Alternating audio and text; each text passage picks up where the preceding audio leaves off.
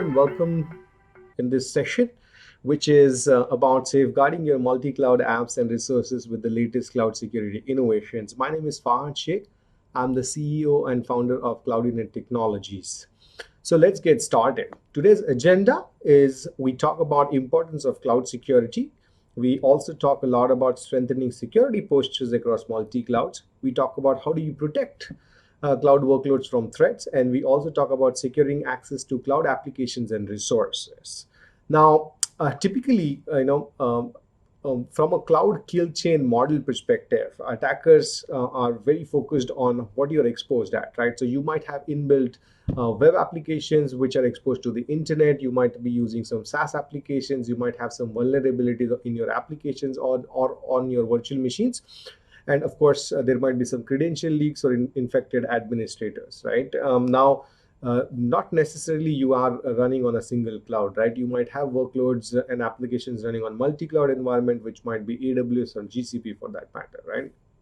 Now, the moment you're exposed, right, and the attacker gains access, now the access, can be gained to virtual machines, your web applications running, again, in your multi-cloud environment, your identity and credentials. There are other ways like attackers might use some brute force attack methods, and also your IoT devices, right? That might be having some internet connectivity and exposed outside, right? So there are many ways an attacker gets an access into your environment, right? So you have to cover your security from all perspectives, and we'll talk about it shortly, right? And once an attacker gains access, that's where an attacker moves into his lateral movement tactics. Now, the lateral movements again can be on your web applications, your SQL databases, your virtual machines, or even domain controllers for that matter, right?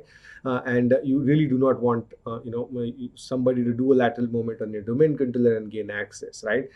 And then that leads to some actions, right? And those actions can be expensive, right? Now, if you look at if you look at some recent ransomware attacks or even data exfiltration, the ransomware was heavy, right? So it's an expensive thing to get attacked and get exfiltrated and have data loss, right?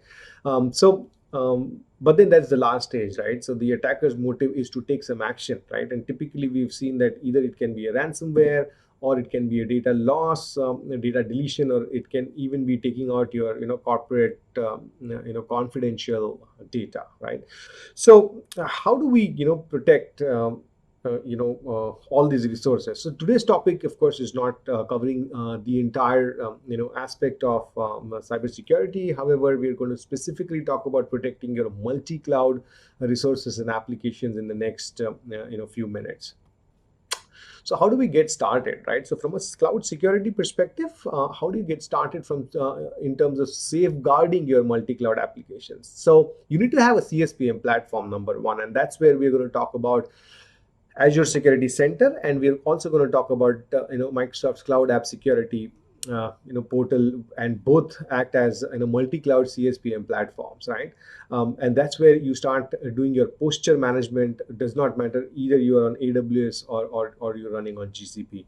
Now, once you have your CSPM in place, once you've onboarded your AWS and GCP to your CSPM platform, which is Azure Security Center, that's where you start protecting your cloud workloads from threats. And that's where we're going to talk about Azure Defender, which which does a threat protection of virtual machines which are running on AWS and GCP, and it also natively protects Azure resources. It can be Azure virtual machines, it can be Azure web apps, SQL databases, or even SQL virtual machines running onto Azure. We'll talk about a little more about the new innovation which Microsoft has brought in, where we can protect SQL virtual machines running anywhere, right? So protecting SQL anywhere, we'll talk about that a little more.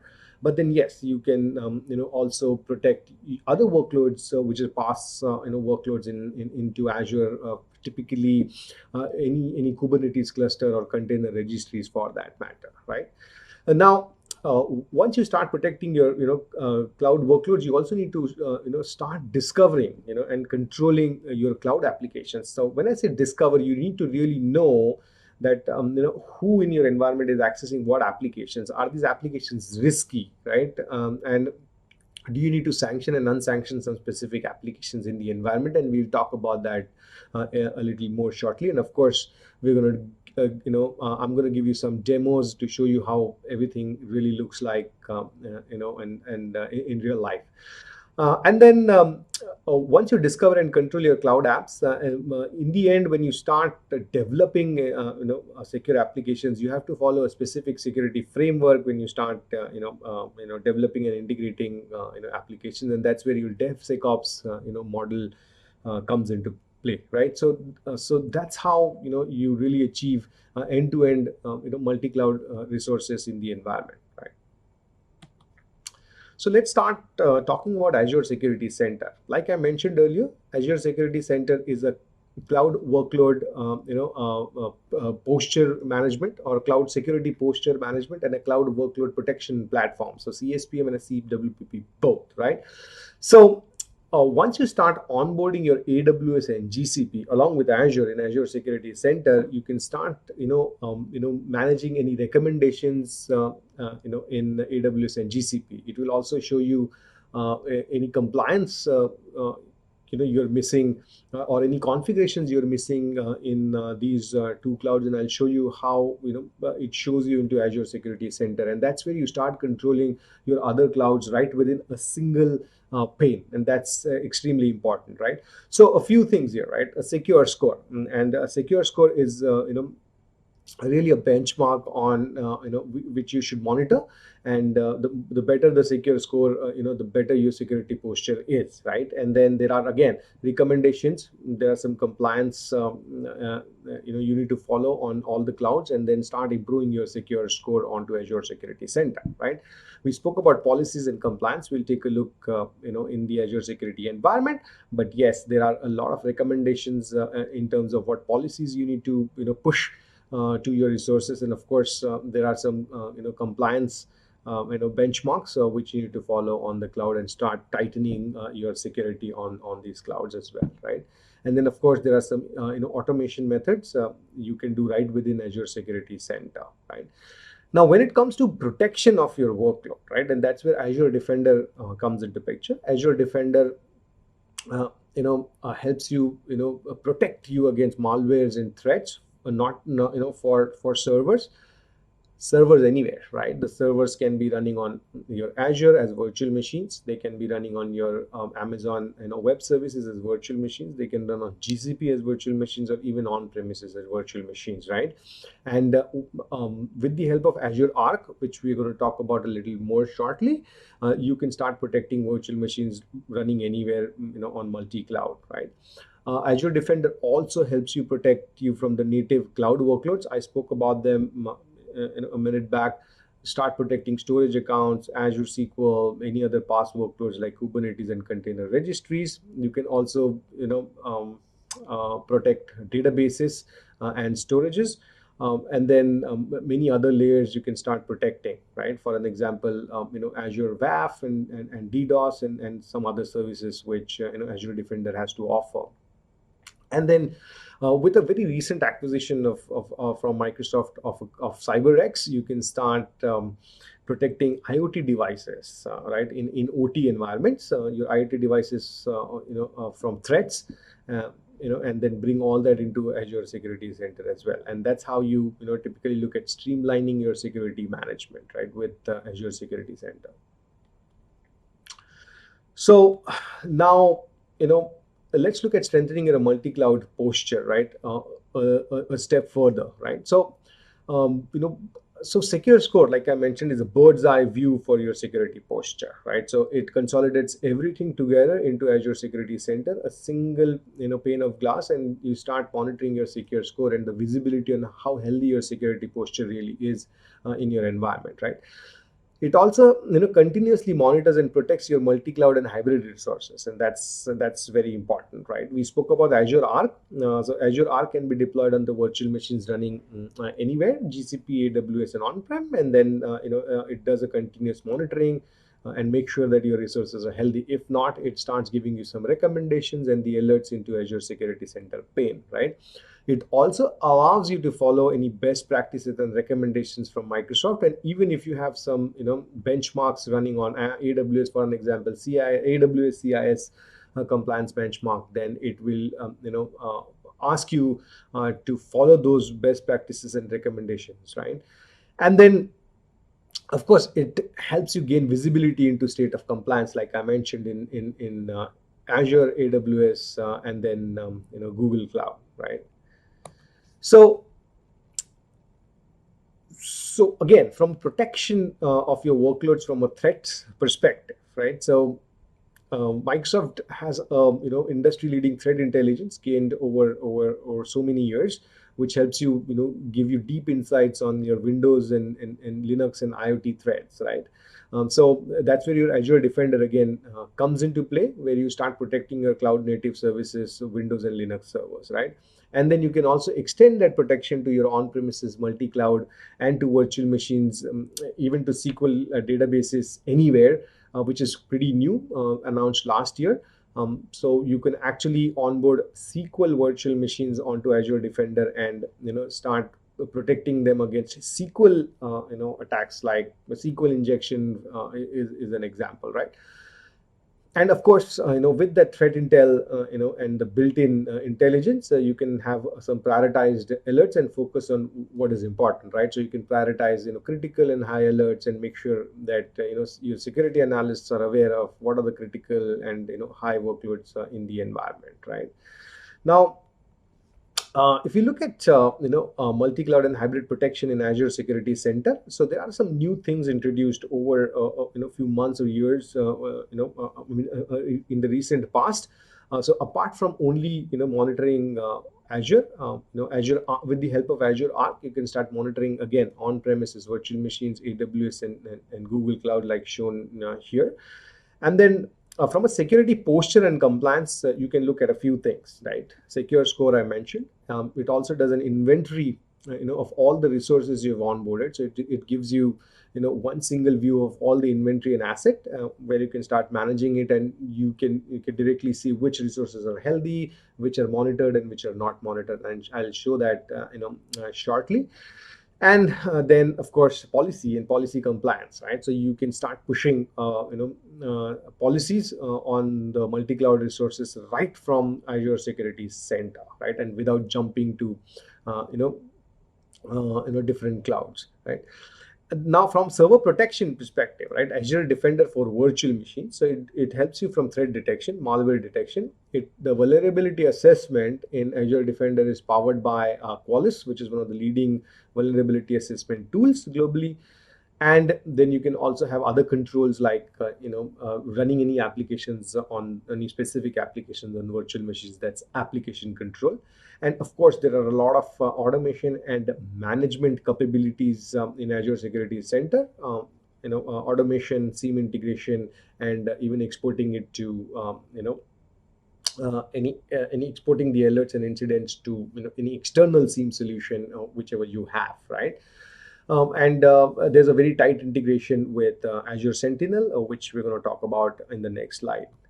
So when you integrate everything together, right, and look at the holistic picture of what Microsoft has to offer, the Microsoft Defender is a complete end-to-end solution. So on the left-hand side, you see Microsoft 365 Defender, which helps you, protect your identity, your endpoints, your applications, emails, documents, and cloud apps.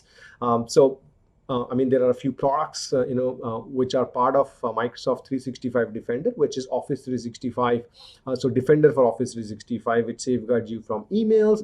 You also have, a Defender for Identity, which you deploy typically on domain controller, which gives you alerts and safeguards you from any lateral movements and domain, dominance and reconnaissance.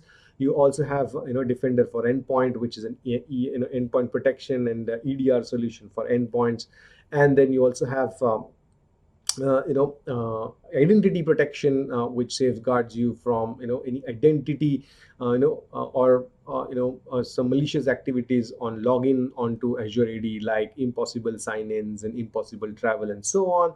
And you also have Cloud App Security, which is your CWPP platform again for cloud applications. We'll talk about it a little more. And Azure Defender typically helps you to safeguard you or safeguard your virtual machines which are running onto multi-cloud, and also your native app, native PaaS services. So we spoke about it, right? SQL Anywhere.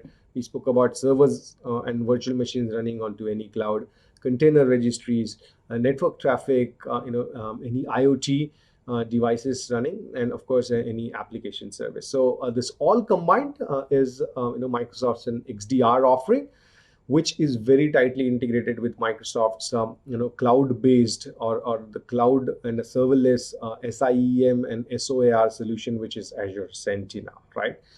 Now, having said that, let me give you a short demo on how Azure Security Center looks like.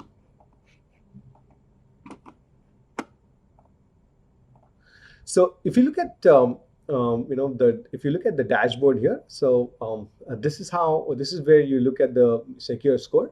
So if you see that there are 140 unhealthy resources to harden, right? So it gives you a good overview.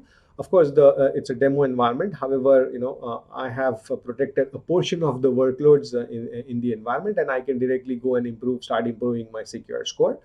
You can also see some regulatory and compliance recommendations here. Now, interestingly, you see that there's a default Azure security benchmark, and I see that there are some 9 out of 39 past controls, right? Now, let me directly jump into cloud connectors, right? And now, if you click on cloud connectors, you see that I have onboarded AWS and GCP both in the environment, right?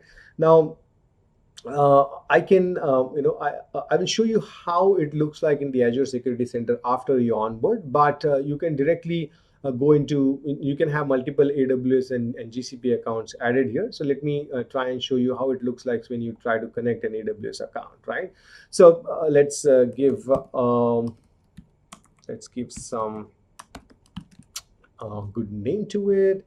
Let me choose a subscription here. Let's choose a Cloud Secure subscription, and then you need an AWS on roll, right? So let me pick an on, which is from my AWS environment, just to show you how it looks like. So once I select the on, if I click on Azure Arc configuration. Now, interestingly, if you see that you can onboard these EC2 instances, which it shows here, to a specific resource group, and I'll just select a secure lab as my resource group in Southeast Asia region. Right now, the moment I do that and onboard this AWS account, interestingly, all your EC2 instances now start showing up into this specific resource group, and then you can start pushing Azure Arc. You can start so Azure Arc is already pushed. You can start pushing log analytics workspace, start monitoring those virtual machines, and then start pushing Azure Defender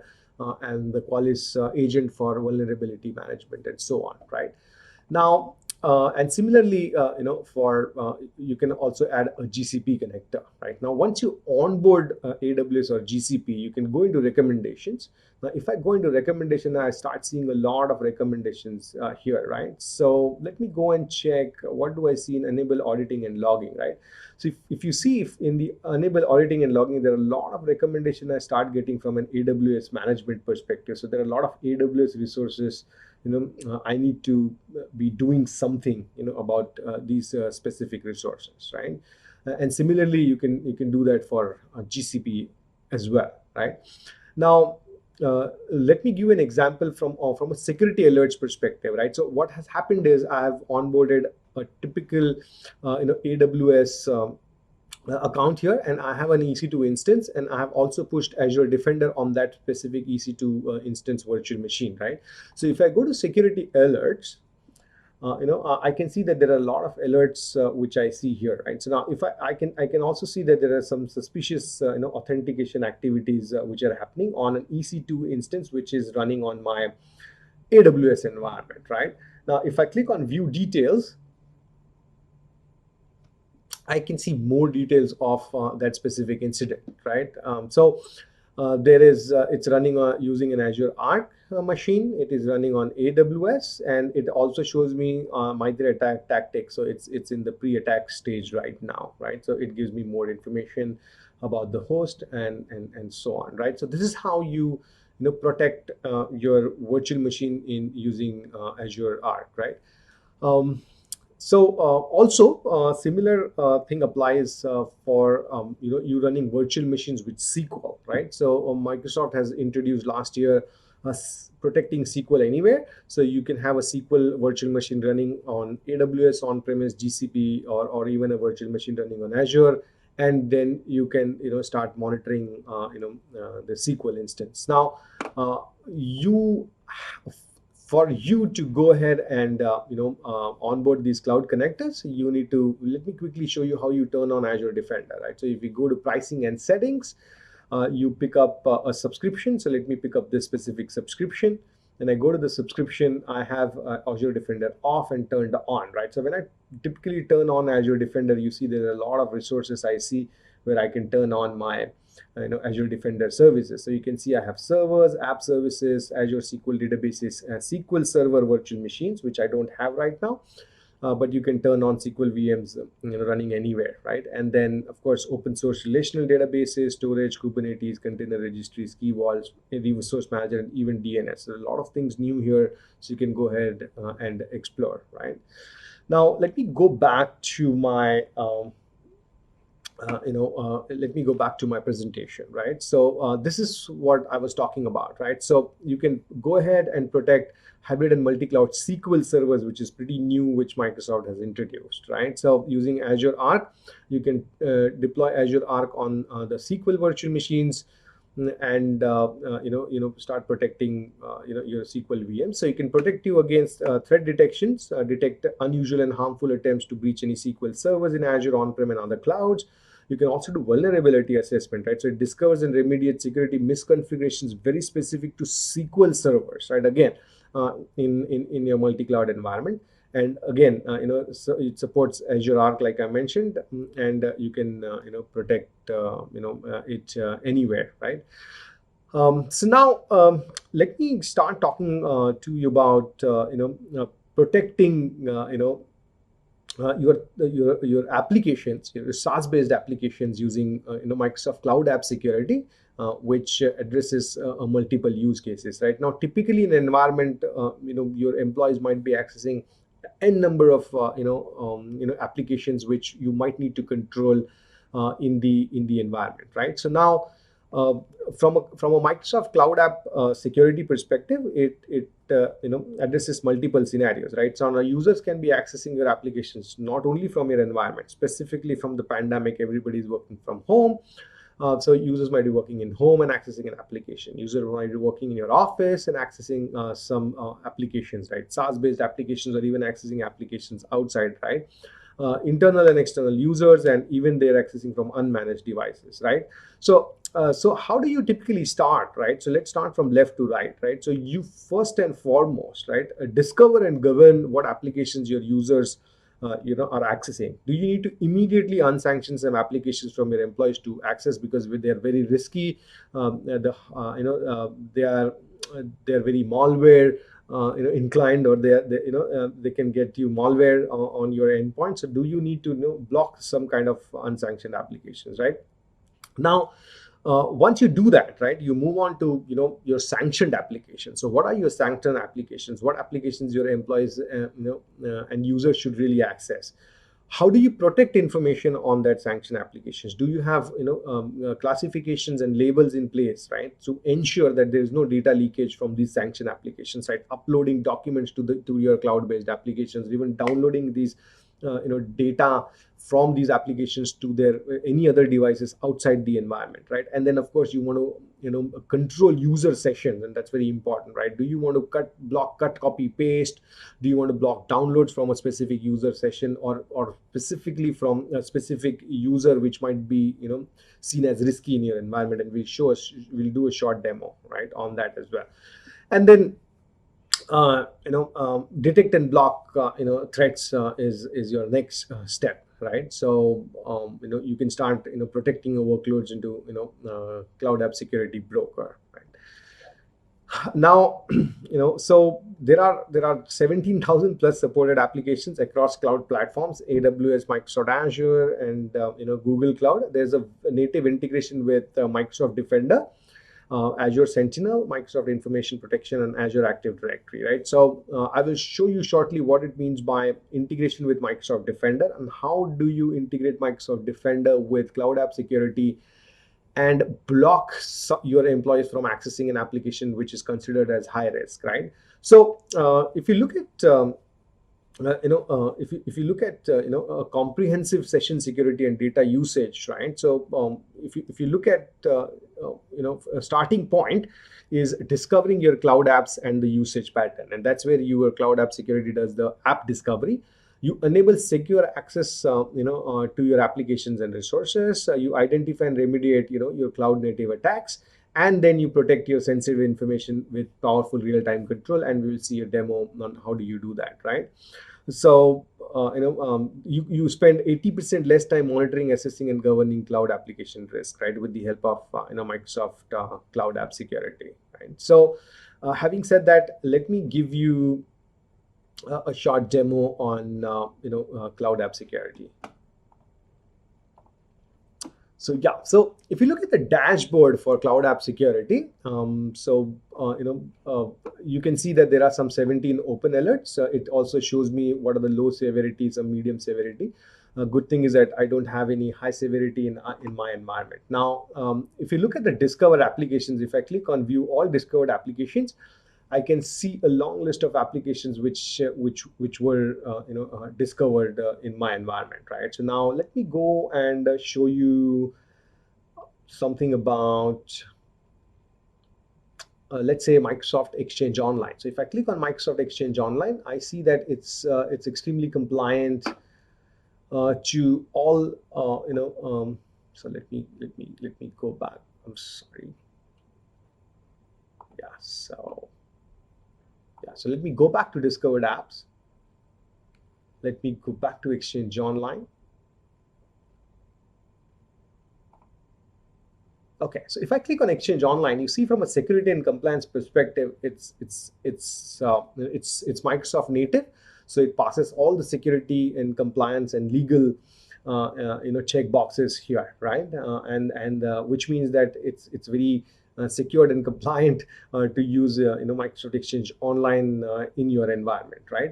Now, let's take a look at something else, right? So let's take a look at some application who has so if you also look at these applications having a risk score of 10, right? So if you see all these Microsoft applications, because they are secured and compliant, you see that the risk score is the score is pretty high, right? The lower the score, the riskier the application is, right? So there is a toggle here. If I say, hey, show me the applications which are only 2 as a score, I see that there are some Plotly and Money Control and File Dropper and Backup System applications which are being used in the environment, right? Now, I really want to go ahead and I can just go ahead and unsanction some application and block the user from accessing that application. So I have done that for File Dropper. So it's a very one-click activity. So if let's say I'm talking about Money Control, and I can just click this button and say tag it as unsanctioned, and that's it. I can start blocking this application from being accessed in the environment, right? So I've already done that for File Dropper in the environment, and I can okay. So let me click on unsanctioned application, and so there are some applications in the environment. Let me change the score. So I have already done some unsanctioned applications like Box, Facebook, and File Dropper in the environment. I don't want my users to use that for demo purposes right now. Now, there's something else you need to configure in when you configure blocking the applications on the endpoints, and that is you go to securitycenter.windows.com, which is your Defender for Endpoint console, right? And you go to your advanced features, and you see an option here. If you scroll down, and the option is Microsoft Cloud App Security. So it forwards your Microsoft Defender for Endpoint signals to your Cloud App Security, right? Giving your administrators deeper visibility into sanctioned cloud apps and shadow IT, right? It doesn't mean that it blocks you directly. If it blocks it directly, if you turn that on, you need to do some more steps.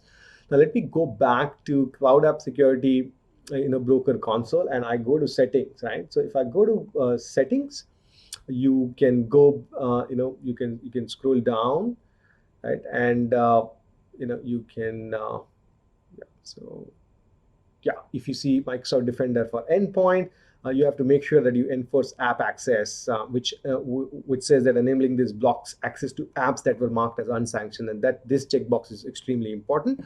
And there's a third step you need to do, which is on Intune. So if you go to Intune, you need to make sure that you have a policy turned on. You can ignore the name of the policy. This is the name I have given. You can give whatever name to the policy, which is the compliance policy. And you can turn network protection as sorry, it's a configuration policy, not a compliance. And then you can turn on network protection. So, and you can push it. I have put it on a group, which is Power BI Expert. It's a group where I am as a user is also a part of this group. Now once I do that, I can start blocking these applications from being accessed. So let me give an example. So let me open my Edge browser and see if I can open facebook.com or box.com, which I have as an admin, I have blocked it as unsanctioned apps, right? So I have opened this, and let me open facebook.com, and it should not allow me from accessing this from this specific machine. And this is what happens, right? So it says this website is blocked by your organization. Contact your administrator for more information, right? So yeah, that's about how you block specific applications from being accessed from your endpoints, right?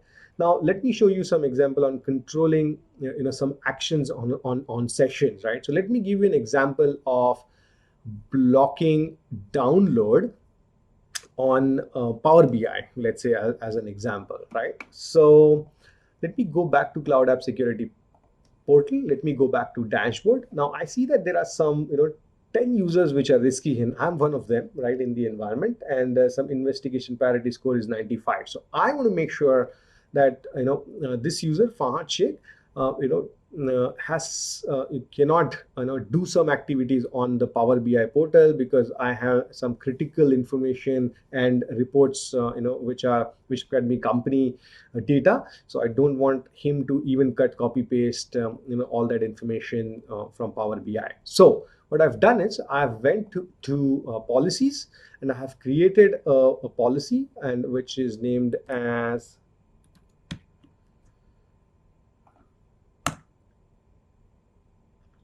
which is named as Power BI block download. So you can again ignore the name. You can name it whatever you want, and I have put it as a category as DLP, and I've put some session control on that policy, right? And I've said that, hey, block all the activities. I have selected an application, and the application here is Power BI. The user also I have selected because I want to apply it on the user Fahad Sheikh, because I think that this user is risky, and I don't want that user to download something from Power BI. And I have also selected some activities which are I can't print, paste, cut, copy, and so on. And also I have selected the block option here. And I can also write a custom message. So I've said that, hey, Cloudinет has blocked this action from the Power BI. This is just for demo purposes. And of course, I've saved this or updated this policy, right? Now, the moment I do that, so let me open this in a private browser just to show you the whole experience, end-to-end experience on what happens when I log into Power BI as Fahad Sheikh as a user, right? So. All right, so let me see if I can directly log into something in Power BI. So it takes me to some Power BI portal. So it asks me to click on sign in. Fine, I'm going to sign in using my Cloudinет ID. It should prompt me for a password.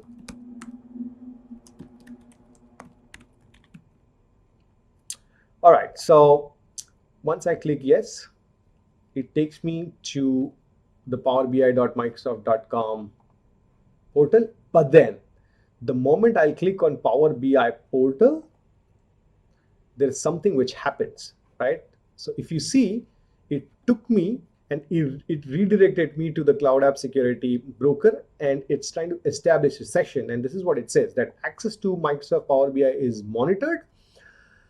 So, for improved security, your organization allows access to Microsoft Power BI in a monitor mode. Access is only available from a web browser, right? So now, if I continue to Microsoft Power BI, now I'm inside Cloud App Security session, and all my policies which I had created in Cloud App Security should apply. Which is I can't cut, copy, paste, and do some actions, and I'll show you how it looks like in action. So let it open. So fine, so it's in a session. So let me select this, and I'm trying to control C as an action. Now, this is what happens, right? So it says, hey, this action is blocked by your organization security policy. Cloudiness has blocked this action from Power BI, right? And this is a very typical example of session control on, using Cloud App Security. Fine, I need to go to Azure Security Center alerts. Can I try and print something? Okay, let me see if I can try and print something.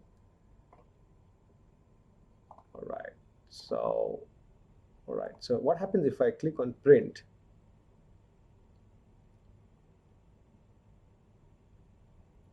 All right, so if I click on print again, it should. So what happens if I say, hey, printing Power BI? Let's see what happens. Okay,